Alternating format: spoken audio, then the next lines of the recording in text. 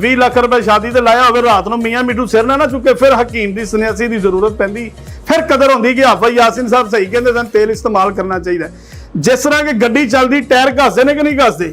ਉਹ ਮਹੀਨੇ ਬਾਅਦ ਟਿਊਨਿੰਗ ਕਰਾਉਂਦੇ ਹੋ ਗੱਡੀ ਦੀ, ਮੋਟਰਸਾਈਕਲ ਦੀ, ਤੇ ਇਹਦੀ ਵੀ ਟਿਊਨਿੰਗ ਕਰਿਆ ਕਰੋ, ਇਹਨੂੰ ਕੱਚੇ ਤੇ ਬੰਦੇ ਪੱਕੇ ਤੇ ਬੰਦੇ, ਇਹਦਾ ਵੀ ਹੱਕ ਹੈ। ਇਹ ਇਧਰ ਦੇਖੋ, ਇਹ ਚਰਬੀ ਜੇ, ਇਹ ਕਾਲੇ ਬਿੱਛੂਆਂ ਦਾ ਜੋਹਰ ਜੇ, ਇਹ ਕਾਲੇ ਬਿੱਛੂ ਬਿਲਕੁਲ ਧੁੱਪ ਦੇ ਨਾਲ ਜਦੋਂ ਇੱਕ ਜਾਨ ਹੋ ਜਾਣਗੇ ਨਾ, इधर देखो इस तरीके इन्हों का जोहर कट के भी ये अंदर असी इस्तेमाल करांगे। ये अंदर अजे बड़ी काफ़ी सारिया चीज़ा पैणगियां, इन्होंने कम सो कम असी 35 तो 40 चीज़ा ये अंदर इस्तेमाल करांगे। और उस तो बाद जो तेल बन जाएगा, इस तेल के फायदे दसा तुहानूं जरा चीज़ा पाने तो पहले थोड़े जी।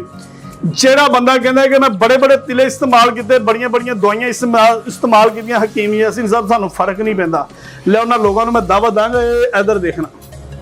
इन्ना को सिर्फ तेल लेना है, सुन्नत वाला हिस्सा छड्ड देना, वालों की कर लेनी, पाकी वालों की कर लेनी, सफाई